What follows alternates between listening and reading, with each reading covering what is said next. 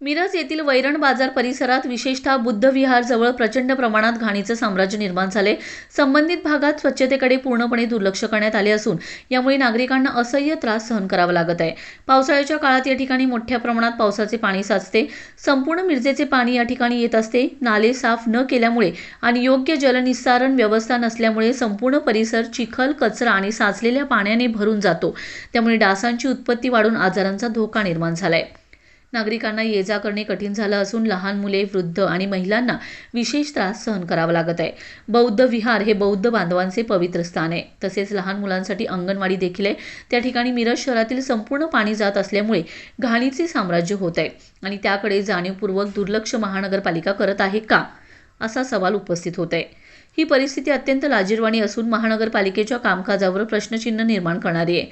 अनेक वेळा तक्रारी करूनही कोणतीही ठोस कारवाई झाली नाही।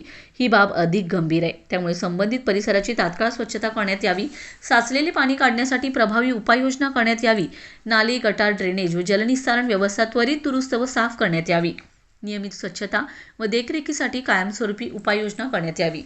जर यावर तात्काळ कार्यवाही झाली नाही तर वंचित बहुजन आघाडी नागरिकांना घेऊन तीव्र आंदोलन करेल, असा इशारा यावेळी देण्यात आलाय।